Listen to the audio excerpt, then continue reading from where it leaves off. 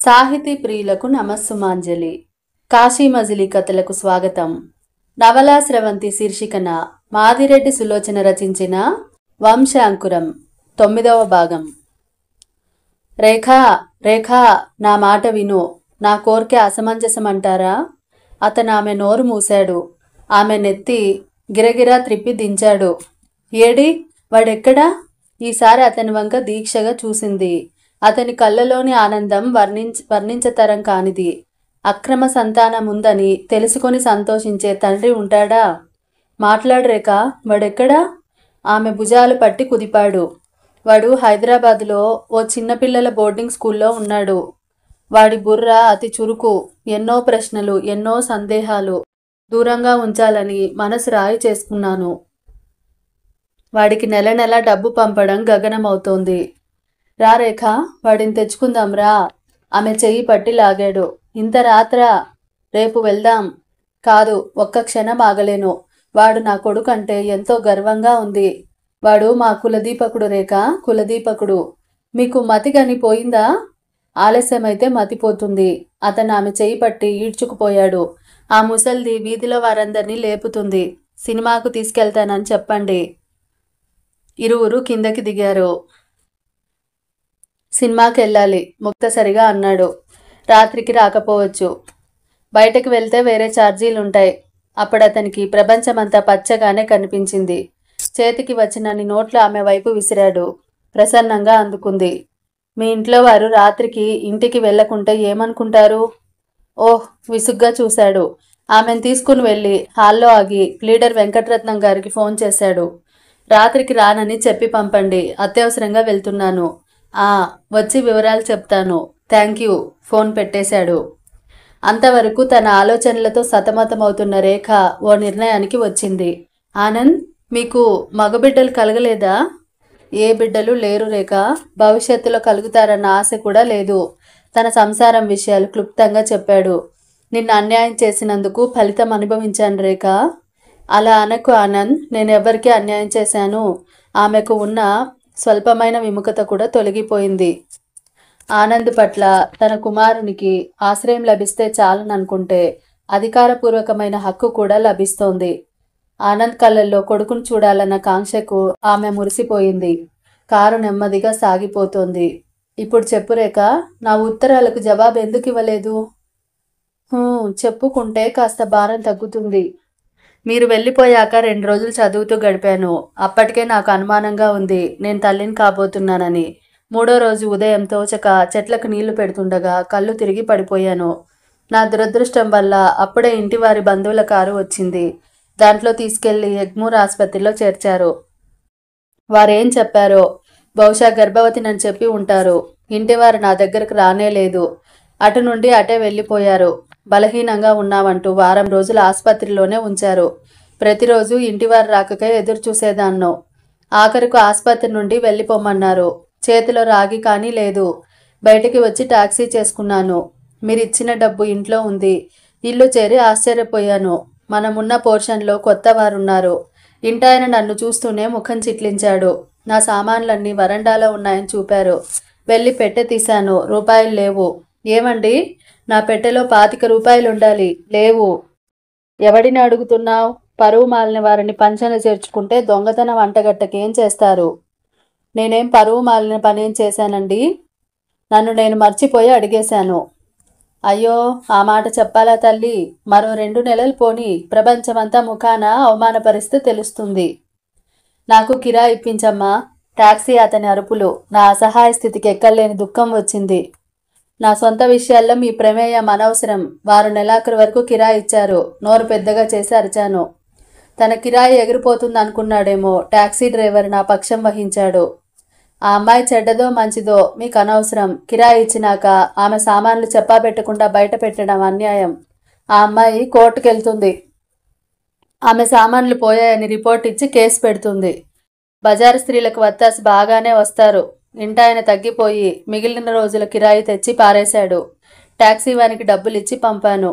వెంటనే నాకు ఉత్తరం ఎందుకు రాయలేదు? పూర్తిగా వినండి. ఇంటి వారితో తగుపడి పెద్ద పొరపాటు చేశాను. వారికి జాలి కలిగేలా ఏడ్చి కొన్నాళ్ళు వారి ఆశ్రయంలో ఉంటే నా జీవితం మరో మలుపు తిరిగేది. ఉన్న డబ్బు కాక టేబులు కావాలంటే పుస్తకాలు అమ్మి బండెక్కుతానని ధైర్యంగా సామాన్లు బండిలో వేసుకుని అంబుజం ఇల్లు చేరాను. తమకు తోడు ఎవరూ లేకనేమో మరో మాట లేక ఆశ్రయం ఇచ్చింది. ఒకటే గది. సామాన్లన్నీ వరండాలో సర్దించి బట్టల పెట్టె మాత్రం ఇంట్లో పెట్టింది. ఆ రాత్రి కలలో ఊహించని పని. వరండాలోకి దొంగలు వచ్చి టేబుల్ ఎత్తుకుని పోయారు. దానిపైనున్న పుస్తకాలు, దానిలో ఉన్న మీ అడ్రస్ కాగితం అన్నీ పోయాయి.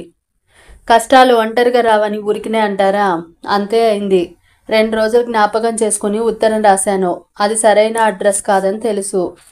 మీ ఉత్తరానికై ఇంటివారి దగ్గరకు వెళితే నానా మాటలు అన్నారు. ఏం చేయాలో తోచలేదు. మీరు మద్రాసు వస్తే వెతుక్కుంటూ వస్తారనే ఆశతో నిరీక్షించసాగాను. అలా 2 నెలలు గడిచాయి. నా పాపం ప్రత్యక్షంగా కనిపించసాగింది. అంబుజం ఇంటికి వచ్చే ప్రతి మగవాడు నా వంక ఓరగా చూడటం మొదలుపెట్టాడు. ఆ చూపులు భరించలేకపోయేదాన్ని. ఒకరోజు మార్కెట్లో మీకు జూనియర్గా ఉండే అబ్బాయి కనిపించాడు. మీ విషయం అడిగాను. ఆనంద్ గారు నెల కిందటే వచ్చి తన మెమరాండం అన్నీ తీసుకెళ్లాడు. మొన్న స్నేహితుడు రాశాడు. అతని వివాహం కూడా అయిందట. అక్కడే నేల కూలబోయి నిలదొక్కున్నాను. కొంచెం పని ఉంది. అతని అడ్రస్ ఇస్తారా? నా దగ్గర లేదు, కనుక్కుని చెప్తానని అతను వెళ్ళిపోయాడు. మీకు వివాహం అయిందంటే నమ్మలేకపోయాను. కానీ అతని అబద్ధం దేనికి చెప్తాడు? ఆవేదన, అలసట నన్ను కుంగదీయసాగినవి. అంబుజం పని చురుగ్గా చేయడం లేదని విసుక్కోవడం మొదలుపెట్టింది. ఏం చేయాలో తోచలేదు. నిజంగా నా పిరికితనానికి నాకే కోపం వస్తుంది రేఖ. ఇప్పుడు నిన్ను క్షమార్పణ అడగటం కూడా నటనే అవుతుంది. బాధగా ఆమె వంక చూసి ఒక చేత్తో సజలమైన ఆమె కళ్ళు ఒత్తాడు. ఆ క్షణంలో నేను పిరికిదాన్నే అయ్యాను. మీ ఊరికి రావాలన్నా డబ్బు కావాలి. ఎలా వచ్చినా లాభమేమి, మరణమే శరణ్యం అనిపించింది. బీచ్కి వెళ్ళినట్టుగా వెళ్ళి గుట్టుగా సముద్రంలో దాక్కోవాలనుకున్నాను. వెళ్ళి ఒంటరిగా కూర్చుంటే నాన్నగారితో మీతో కలిసి వెళ్ళిన ఘట్టాలు గుర్తుకొచ్చి హృదయాన్ని కలిసివేశాయి. ఏడుస్తూ ఎంతసేపు ఉన్నానో తెలీదు. చీకటి పడ్డాక సముద్రం వైపు అడుగులు వేస్తూ అకస్మాత్తుగా ఆగిపోయాను. ఒక దగ్గర ఇసుకలో తల్లి పడుకుని ఉంది. 2-3 సంవత్సరాల అమ్మాయి వేరుశనక్కాయలు వలిచి తల్లి నోట్లో పెడుతుంది. ఆ తల్లి అనుభవించే మధురానుభూతిని తలుచుకోగానే చావాలనిపించలేదు. నా కడుపులో కదిలే స్వరూపాన్ని చూసుకోవాలనే కాంక్ష పెరిగింది. భారంగా వెనుదిరిగాను. ఆపి దమ్ము తీసుకుందామే. నీ కాంక్ష నా పాలిట వరమైంది రేఖ. చూస్తూ చూస్తూ రోజులు దొర్లిపోతున్నాయి. 8వ నెల దాటింది. అంబుజం పరోక్షంగా వెళ్ళిపోమని చెప్పింది. ఎక్కడికి పోను? వివాహం అయితేనేం? నా స్థితి చూసి జాలి పడతారని మీ వద్దకే రావటానికి నిశ్చయించుకున్నాను. ఉన్న కొద్దిపాటి సామాన్లు తీసుకొని నాకు కిరాయి డబ్బులు ఇవ్వమన్నాను. ఏ కలనుందో 10 రూపాయలు చేతిలో పెట్టింది అంబుజం. నా దగ్గరలో 3 రూపాయలున్నాయి. అవి తీసుకుని విజయవాడ బండి ఎక్కాను. 2 జతల బట్టలు తప్ప మరేం లేవు. బండిలో కూర్చున్న దగ్గర నుండి ఒకటే ఆలోచన. ఎక్కడుండాలి? ఎవరితోనూ పరిచయం లేదు. ఒకే ఒక ఆశ. ఆ రోజు పాట పాడిన కాలేజీకి వెళితే ఎవరైనా మీ అడ్రస్ చెప్తారని. 12 అణాల డబ్బులతో విజయవాడలో అడుగుపెట్టాను. తిన్నగా కాలేజీకి వెళ్ళాను. విద్యార్థులు లోపలికి పోనివ్వరు. దారికి అడ్డంగా నిల్చొని వివరాలు అడిగి అపహాస్యం చేయటం మొదలుపెట్టారు. వారి హాస్యం భరించలేకపోయాను. ఎవరైనా లెక్చరర్ వస్తారేమోనని ఆశగా ఎదురు చూశాను. ఒకరిద్దరు వచ్చారు. మీ పేరు చెప్పి అడిగాను. ఎక్కడో పిచ్చివారిలా ఉన్నారు. ఆనంద్ అంటే ఎవరమ్మా? ఎంతోమంది ఉంటారు. ఏ రాష్ట్రపతో మినిస్టరో అయితే చెప్పవచ్చు అని వెళ్ళిపోయారు. నిరాశగా తిరిగాను. ఆకలి నకనకలాడసాగింది. ఒంటరిగా ఎక్కడికెళ్ళినా వింతగా చూసేవారే. ఇల్లు వెతకసాగాను. టీ నీళ్లు తాగి తిరగటం వల్లనేమో సాయంత్రానికి నీరసం వచ్చింది. ఓ పంపు వద్ద నీళ్లు తాగుతూ స్పృహ తప్పి పడిపోయాను. తెలివి వచ్చేసరికి ఇప్పటి వృద్ధురాలు సపర్యలు చేస్తోంది. అనాథను ఇంత ఆదరంగా ఎందుకు చూస్తోందో అర్థం కాలేదు. నా విషయం దాచకుండా చెప్పాను. అడ్రస్ లేక ఎలా వెతుకుతావమ్మా? ఇది పల్లెటూరు కాదే. ఈ మహాపట్టణంలో ఎక్కడ గాలిస్తావు? నిండు చూలాలి కూడాను. జాలిగా నా వంక చూసింది. మరి ఏం చేయనమ్మా? నాకెవ్వరూ లేరు. ఏడుపు దిగమింగుతూ అన్నాను. నేను ఆ మాట చెప్తాను. నిండు చూలాలివి. బయట తిరిగి ఎక్కడో పడిపోవటం ఉచితం కాదు. మా ఇంట్లో ఉండి అతని జాడ తీద్దువు గాని. ఆమె ఆశ్రయం చాలనుకున్నాను. ఆమె తల్లిలా ఆదరించింది. వీలున్నప్పుడల్లా ఆమెను తీసుకుని వీధులు తిరుగుతూనే ఉన్నాను. నా తిరగటం దండగైంది. ఒకరోజు తిరుగుతూనే దారిలో కూలబడిపోయాను. ముసలమ్మ ఆసుపత్రిలో చేర్చింది. బాబు పుట్టాడు. వాడిని చూసుకుని పడిన శ్రమ బాధ అన్నీ మర్చిపోయాను. నాకు తోడు మరో ప్రాణి, నా రక్తం పంచుకొని పుట్టిన బిడ్డ అంటే ఎంతో గర్వం కలిగింది. వెంటనే వాడికి కాని ఖర్చు పెట్టి తలకు నూనె కొనే స్థితిలో లేననుకుంటే పుట్టెడు దిగులు వేసింది. నిజంగా నేను దురదృష్టవంతుడను. ఆ సంతోషాన్ని పంచుకోలేకపోయాను అన్నాడు బాధగా ఆనంద్. కళ్ళు మూసుకుపోయో కడుపు నింపుకోవటానికో పతితలైన స్త్రీలు కరుణాహృదయులు. వారంతా చూడటానికి వచ్చారు. ఒకరు దుస్తులు బహుమతిగా ఇస్తే మరొకరు పౌడర్ ఇచ్చారు. ఇంకా ప్రపంచంలో తోటి మానవుల పట్ల ఆ మాత్రం జాలి చూపే వారున్నారనుకుంటే ఎంతో ధైర్యం వచ్చింది. వృద్ధురాలి వెంట ఇల్లు చేరాను. కన్నతల్లిలాగే నా ఆరోగ్యం పసివాడ ఆరోగ్యం కాపాడింది. ఆ ఇంట్లో రాత్రులు జరిగే గోల, పురుషులు వచ్చి స్త్రీలను డబ్బుతో స్వాధీనపరుచుకోవటం చూస్తే పారిపోదాం అనిపించేది. ఎక్కడికి పోవాలో తెలీదు. 4 రోజులకు నాకేదైనా పని చూపమని వృద్ధురాలిని బతిమాలాను. నాలాంటి అందమైన స్త్రీలకు పని దొరకదని చెప్పింది. నా తొందరపాటు వల్ల జరిగిన అనర్థం తెలుసుకున్నాను. ఆమె పాదాలు పట్టుకుని ప్రాధేయపడ్డాను. వ్యాపారస్తుడు, లక్షాధికారి అయిన ఓ ఇంట్లో వంట పని చేస్తావా? 2వ రోజు వృద్ధురాలు అడిగింది. పర్వాలేదన్నాను. ఇదివరకు చేయలేదా? నా నుదుట అదే రాసిపెట్టి ఉందేమో. వాళ్ళింట్లో పనివారికి గది కూడా ఇస్తామన్నారు. చూడమ్మా, నువ్వు వెళ్ళేది వంట పని కోసం. అక్కడ నీ కుర్రవాడిని చూస్తూ కూర్చుంటే వారు ఊరుకుంటారా? నాకు సందడిగా ఉంటుంది, ఉండని అన్నది వేశ్య. మిగిలిన స్త్రీలకు కూడా వాడంటే ప్రాణం. అక్కడే వదిలి నా పని చేసుకుని రమ్మనేవారు. మూర్ఖంగా ప్రవర్తించరాదని వారి వద్ద బాబును వదిలి పనికి వెళ్లేదాన్ని. ఆ ఇంటి భార్యాభర్తలు ఒక అమ్మాయి మాత్రమే. దంపతులు ఒకరినొకరు అనుమానించుకుంటారు. ఈరోజు కొత్త పురుషులు ఎవరైనా మన ఇంటికి వచ్చారా? బయట నుండి వస్తూనే భర్త ప్రశ్నించేవాడు నెమ్మదిగా. పని మనిషితో ఏం గుసగుసలు? ఆవిడ అరిచేది. నాకేం కావాలో నువ్వు చూడరాదు? ఆయన ఎకసెక్కంగా అన్నాడు. మనం దానికి అదొక్కటే తక్కువలేండి అనేది ఆమె. అతను అడిగిన దాంట్లో తప్పేం లేదు. అతను బయటికి వెళ్ళగానే ఎవరెవరో పురుషులు వచ్చేవారు. మేడపై పేకాట, నాట్యాలు, పాటలు సాగేవి. నా వంతు అడిగినప్పుడు కాఫీ పట్టుకుపోవడమే. మీ అయ్యగారికి ఇలాంటి విషయాలు చెబితే నీ పని ఊడుతుంది, జాగ్రత్త అని 2 రూపాయలు నా చేతిలో పెట్టేది. చూడు, ఈరోజు ఎవరు వస్తారో గమనించు. బయటకు వెళ్తూ భర్త ₹1 నా చేతిలో పెట్టేవాడు. బాగుంది నాటకం. హైదరాబాద్ రోడ్డు పట్టించాడు ఆనంద్ కారుని. వారి నాటకంలో నేను పాత్రనైనా నటించలేకపోయాను. ఆయన పనులు జాగ్రత్త చేస్తే ఆవిడ కసుబుసుం అనేది. ఆవిడ పనులు చేస్తే ఆయన కొరకరా చూసేవాడు. ఇవేమీ పట్టనట్టు తన చదువులో లీనమై ఉండేది వారి పాప. నాకు చాలినంత జీతం ఇస్తున్నారు. వారి వ్యక్తిగత జీతంతో నాకేం అనుకుని ఊరుకున్నాను. సంసారాలు చేస్తూ వాటి చాటున ఇలాంటి పనులు చేస్తారని మొదటిసారిగా తెలుసుకున్నాను. నా గోడు తోటి స్త్రీలతో చెప్పుకున్నాను. వారు జాలిగా నా వంక చూశారు. ఈ నికృష్ట బతుకు మాకు మాత్రం ఇష్టమా? బయట ప్రపంచాన్ని, సంఘాన్ని చూశాం. అక్కడుండేవి ఇంతకింత నీచమైన సమస్యలని ఈ వృత్తి స్వీకరించాం. మనలాంటి వారు ఏ జన్మలో చేసుకున్న పాపమో ఈ జన్మలో అనుభవించాలి అన్నారు. ఆ రోజు నేను లేస్తూనే అన్ని దుశ్శకునాలే చూశాను. బాబు కొంట్లో బాగుండలేదు. దినమంతా పడిన శ్రమ వాడిని చూడగానే మర్చిపోయేదాన్ను. వాడిని నాకు దూరం చేయకు తల్లి అని కనకదుర్గాలయం వైపు వెళ్ళి నమస్కరించాను. త్వరగా యజమానులు ఏమంటారోనని భయపడుతూ ఇంట్లో అడుగు పెట్టాను. ఇల్లంతా నిశ్శబ్దంగా ఉంది. డ్రైవర్ కనిపించి చెప్పాడు, రాత్రి అమ్మగారి తండ్రికి బాగలేదని టెలిగ్రామ్ వస్తే వెళ్ళిపోయారని. అయ్యగారికి సేల్ ట్యాక్స్ వారి గొడవలేవో ఉన్నాయని వెళ్ళలేదని. నిట్టూర్చి త్వరగా పనులు మొదలుపెట్టాను. ఇంటి ఆయన లేచి నైట్ డ్రెస్తోనే వంట ఇంట్లోకి వచ్చాడు. నేను మూలకు తప్పుకున్నాను. అంత భయం దేనికి రేఖ? ఈ పూట 4 అతిథులు వస్తారు. భోజనం సిద్ధం చెయ్యి. మంచిది. దయచేసి నన్ను రేఖ అని మాత్రం పిలవకండి బతిమాలుతూ అన్నది. ఆ ఇంట్లో గోడలు కూడా అమ్మగారి సిఐడీలు. ఏం చెప్పినా నాకు లభించిన ఆ మాత్రం ఆశ్రయం కూడా కరువు అవుతుందని నా భయం. అతను వెకిలిగా నవ్వాడు. అంత అందమైన పేరుండగా మరేమని పిలవాలి? వంకరగా నవ్వి వెళ్ళిపోయాడు. మధ్యాహ్నం 3 స్త్రీలు ఓ పురుషుడు వచ్చారు. వారి వేషాలు చూస్తే అసహ్యంగా ఉన్నాయి. వేరే మనుషులున్నారనే విచక్షణ మరిచిపోయి ఒక స్త్రీ మా అయ్యగారి ఒడిలో వాలిపోయింది. భార్యాభర్తలు ఒకరినొకరు అనుమానించుతూనే ఒకరి చాటున ఒకరు నాటకాలు ఆడతారు. ఇలాంటి దాంపత్యాలు కూడా ఉంటాయని మొదటిసారిగా తెలిసి వచ్చింది. వారు నిర్లజ్జగా కామెంట్స్ వదులుతూ పిచ్చిగా ప్రవర్తిస్తూ సాయంత్రం వరకు ఉండి వెళ్ళిపోయారు. వారి చేష్టలు డ్రైవర్ కనిపెట్టరాదని కాబోలు మధ్యాహ్నమే వాడికి సెలవిచ్చారు. పై పనులు చేసే అబ్బాయి నేను ఉన్నాం. వాడు అక్క అని పిలిచాడు.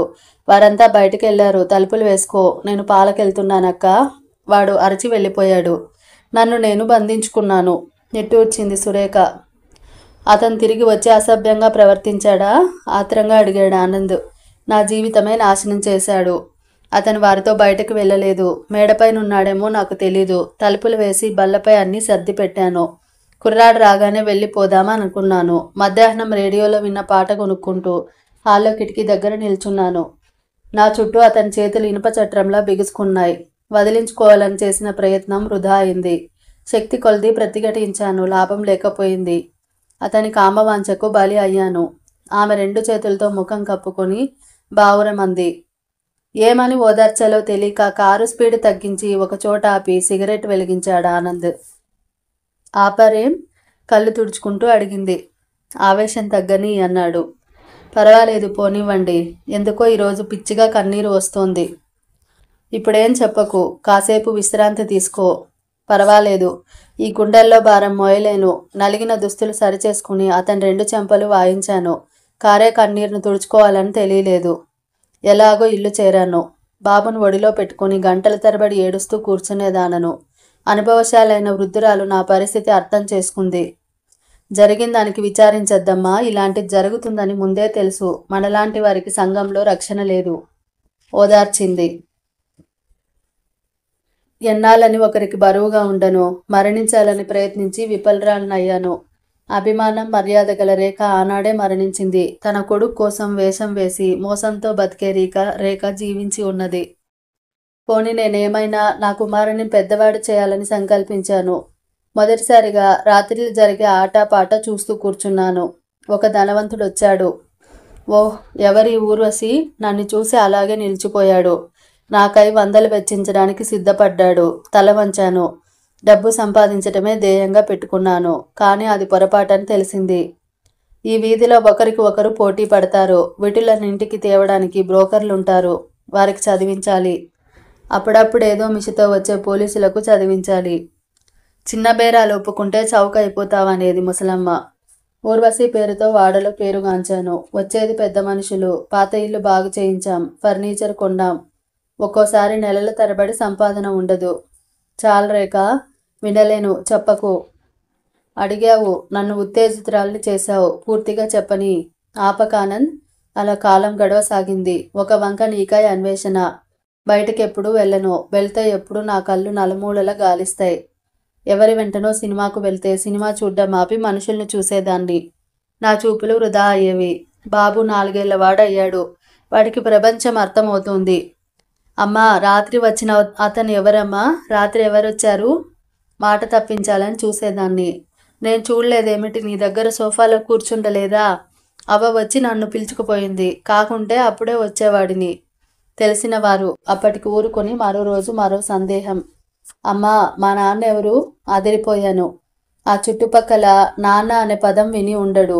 వీడికి ఆలోచన ఎలా వచ్చింది అని ఆశ్చర్యపోయాను. చెప్పమ్మా.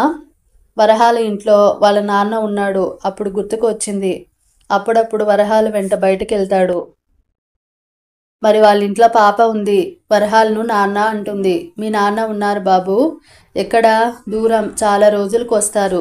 తొందరగా రమ్మని రాయి. వాడి మాటలకు నవ్వు, ఏడుపు వచ్చాయి. ఆ విషయం అందరితో చెబితే గాని వాడికి శాంతి లభించలేదులా ఉంది. వాడికి ఇంట్లో అక్షరాలు, అంకెలు నేర్పాను. అల్లరి భరించరానిదయింది. చిన్నపిల్లాడిని దూరం బడులకు పంపడం దేనికని వరహాలు వృద్ధురాలు వెళ్ళి పక్క వీధిలో ఉన్న బడిలో చేర్పించారు. ఆ రోజు సాయంత్రం బాబు ఇంటికి వస్తూనే ఓ ప్రశ్న వేశాడు. అమ్మా, నీవేం పని చేస్తావు? నేను తెల్లబోయి చూశాను. మా బడిలో ఒక ఆమె అడిగి రమ్మన్నది. మనుషులు ఎంత రాక్షస ప్రవృత్తి కలవారు. పసివాడితో పరిహాసమా? మా అమ్మ నాకు దుస్తులు వేసి అన్నం పెడుతుంది. రాత్రికి చదువు చెబుతుందని చెప్పు అని చెప్పాను. మర్నాడు మరో ప్రశ్నతో వచ్చాడు. అమ్మా, మా ఆయనేమో నాకట ఊరంతా నాన్నలేనట. ఇంకేమో అంది. నా గుండెలు అలసిపోయాయి. బడి మాన్పించాను. ఇంట్లోకి ఎవరు వచ్చినా వాడు నానా ప్రశ్నలు వేసేవాడు. ఒక్కోసారి ముసలమ్మ విసిగి 2 అంటించేది. ఒకసారి ఓ భగ్న హృదయుడు ఈ ఇంటిలో అడుగు పెట్టాడు. అతను మనశ్శాంతి కోసం వచ్చానని ఆపాటికే డబ్బు చెల్లించి నన్ను తోబుట్టువులా ఆదరించాడు. అలాంటి పురుషులుంటారని మొదటిసారి తెలుసుకున్నాను. మీరు ఉన్నవారిలాగే కనిపిస్తున్నారు. అశాంతికి కారణమేమిటని అడిగాను. డబ్బు ఒకటే శాంతినిస్తుందనుకోవటం పొరపాటు. భార్య మరణించింది. 3 బిడ్డలు. నా మానాన్ని నేను బతుకుదామంటే బంధువులు స్నేహితులు కంకణం కట్టుకుని పునర్వివాహం చేసుకోమని పోరాడారు. వారు చెప్పిన మాటలప్పుడు హితవుగానే కనిపించాయి. వివాహం చేసుకున్నాను. ఆమె వచ్చి నా బిడ్డలకు ఏర్పడిన లోటు తీరుస్తుందని ఆశించాను. కానీ నాకే తీరని లోటు చేస్తుందని అనుకోలేదు. అతని కళ్ళు నిండుకున్నాయి. ఏం చేసిందండి? ఆత్రంగా అడిగాను. పిల్లలను రాచి రంపాన పెట్టసాగింది. వారిని నానా హింసలకు గురిచేసింది. అటు వారి బాధలు చూడలేక ఆమెను అదుపులో పెట్టలేక సతమతమయ్యేవాడిని. చివరికి వారిని బోర్డింగ్ స్కూల్లో వదిలి వచ్చాను. అతని కంఠం వణికింది. పర్వాలేదులేండి, వారు అక్కడ చదువుకుంటారు. అతన్ని ఓదారుస్తుండగా నా ముందు ప్రశ్నలా బాబు నిల్చున్నాడు. వెంటనే వివరాలు అడిగి అడ్రస్ తీసుకుని అతన్ని పంపాను. 2 రోజులు ఆలోచించి గుండె రాయి చేసుకుని వాడిని అక్కడ చేర్పించాను. కానీ నెల నెల డబ్బు పంపాలంటే ప్రాణం పోతోంది.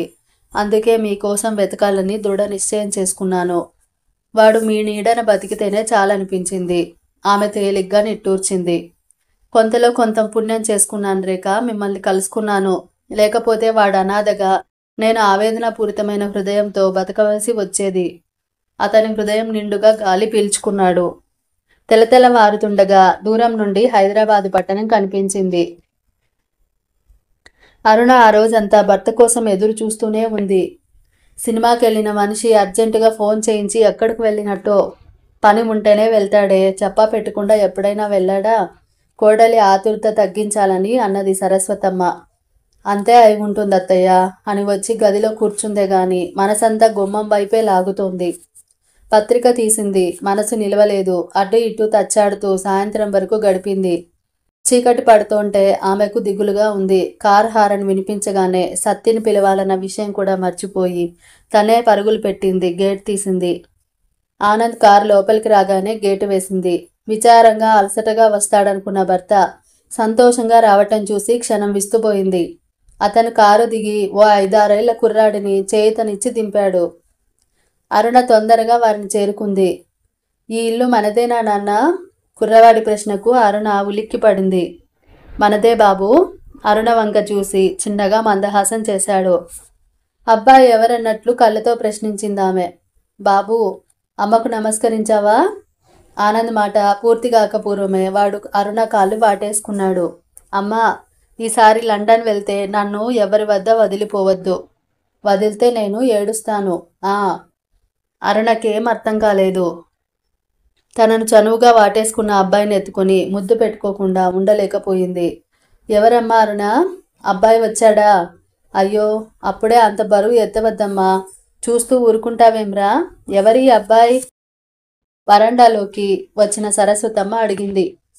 వాడు ఆమెను వాటేసుకుని కాస్త మెడ తిప్పి భయంగా వరండా వంక చూశాడు. పద, ఇంట్లోకి వెళ్ళి మాట్లాడుకుందాం తల్లిని ఉద్దేశించి అన్నాడు ఆనంద్. భార్యను కళ్ళతోనే రమ్మని పిలిచాడు. తల్లి కొడుకు ముందు పోగా అరుణ పిల్లాడిని నడిపించుకుని లోపలికి వచ్చింది. ట్యూబ్లైట్ కాంతిలో కుర్రాడిని చూసి ఆశ్చర్యపోయింది. భర్తను కుర్రవాడిని మార్చి మార్చి చూసింది. ఎవరండి ఈ అబ్బా? ఉష్, మాట్లాడవద్దని భార్యకు సైగ చేశాడు. బాబు, ఈమె నానమ్మ. నమస్కరించావా? మరి తాతయ్య ఉన్నాడన్నావు? అమ్మా, నాన్నగారేరి? వెంకటరత్న గారింటికి వెళ్ళాడు. ఇంతకీ కొంచెం ఆగు అరుణ. బాబుకు ఆకలిగా ఉంది, అన్నం పెట్టు. అరుణ కుర్రవాడిని తీసుకుని వెళ్ళింది. మనం ఎలాగూ ఒక కుర్రాడిని పెంచుకోవాలనుకుంటున్నాగా. వాడు నా ప్రాణ స్నేహితుని కొడుకు, నా ప్రాణం. వాడిని గూర్చి దెబ్బలాడేవారు, ఆస్తి పంచమనేవారు ఎవ్వరూ లేరు. వాడు నా కొడుకమ్మా, నా కొడుకు ఆవేశంగా అన్నాడు. సరస్వతమ్మ కొడుకు వైపు నిశితంగా చూసింది. ఏనాడు చూడని మెరుపు, తృప్తి కనిపిస్తున్నాయి ఆ కళ్ళలో. అలా చూస్తావేమమ్మా? వాడు ముద్దుగా లేడు? ముద్దుగా ఉన్నవారంతా మనకు కావాలంటే వస్తారా? ఒకసారి నాన్నగారిని అడగవద్దా అన్నది. నాన్నగారు ఎన్నోసార్లు బంధువుల బిడ్డలు వద్దు, తెలిసిన వారి బిడ్డలు వద్దు, అనాథల్ని తెచ్చుకుందామని అనలేదా? నేను అడిగి అనుమతి పొందే అవకాశం లేకపోయిందమ్మా. వాడు నాకెంతో నచ్చాడు. పోనీలే, నీకు సంతోషంగా ఉంటే అదే చాలు. అన్నట్టు అతని తండ్రికే నా సీరియస్గా ఉందని వెళ్ళావు. ఏం చెప్పాలో తెలియలేదు. ఎలా ఉంది? చచ్చిపోయాడు. శక్తినంతా కూడా తీసుకుని చెప్పాడు. అయ్యో, అసలేం జబ్బు? ఏమో, ఆ విషయాలన్నీ ఎందుకు? అతను బాధపడటం చూసి ఊరుకుంది. ఇరువురు డైనింగ్ హాల్లోకి వెళ్లారు. అరుణతో కబుర్లు చెప్తూ అన్నం తింటున్నాడు. అమ్మా, ఆయా కూడా చాలా చాలా మంచిది. ఎప్పుడూ కొట్టలేదు. హైదరాబాదులో బడిలో ఉండే ఆయా చెడ్డది. వాడి మాటలకు ఆనంద్ ముఖం మలినం కావటం ఎవరూ చూడలేదు. తర్వాత మాట్లాడదు. ముందర అన్నం తిను. మృదువుగా కసురుకుంది అరుణ. ఆనంద్ వచ్చినట్టున్నాడే. బయట నుండే అడుగుతూ వచ్చారు రంగారావు గారు. సరాసరి భోజనాల గదిలోకి వచ్చాడు. అరే, వీడెవడు? అచ్చు 5వ ఏట బడికెళ్ళనని మారాన్ చేసే ఆనందులా ఉన్నాడు. సంబరంగా అడిగాడు. నేనేం మారాన్ చేయను. కావాలంటే అమ్మ కాదు ఆయాని అడుగు. వాడు బుంగమూతి పెట్టాడు. అరే పిడుగా! రంగారావు గారి హృదయం ఏదో తెలియని ఆప్యాయత అంకురించింది ఆ కుర్రాడి పట్ల. ముందుకు వంగి వాడి నుదురు ముద్దు పెట్టుకున్నాడు. వాడు ఎంగిలి ముద్దతోనే ఆయన బుగ్గలు తిరిగి ముద్దు పెట్టుకున్నాడు. ఒరే తాత, నీ పేరేమిటన్నావు? నువ్వే నాకు తాతవు. నేను నా పేరు చెప్పలేదు. అసాధ్యుడివిరా. పోని నీ పేరు చెప్పు. నా పేరు నందు, నందకుమార్. కళ్ళు మిటకరిస్తూ చెప్పాడు. ఎవరు? ఆనంద్, ఈ కుర్రవాడు. ఓయ్, తాతయ్యకేం తెలీదు. వాడి నవ్వును చూసి మురిసిపోయింది అరుణ. తండ్రి కొడుకులు యువతలకొచ్చారు. ఆనంద్ హృదయం కుంచుకుపోతోంది. సొంత కుమారుడిని తనవాడని చెప్పుకునే ధైర్యం లేదు. నిజం చెప్పటం వల్ల కలిగే అనర్థాలనే ఆలోచించాడు గాని అసత్యం వల్ల సంభవించే అనర్థాలను, అపార్థాలను అతను యోచించలేకపోయాడు. తల్లికి చెప్పినట్టుగానే తండ్రితో చెప్పాడు. మరి వాడి తల్లి లేదురా? లేదు. వాడిని సాకలేక ఎప్పుడో మరణించింది. మానసికంగా మరణించింది. అతని కంఠం వణికింది. అతని మాటలోని మరణమన్న మాటే వినిపించుకున్నాడు. మిగిలినవి అంతగా పట్టించుకోలేదు. సరస్వతమ్మ కూడా వచ్చింది. వాడి పసి మనసును గాయపడుతుందని చిన్న అబద్ధం ఆడనమ్మా.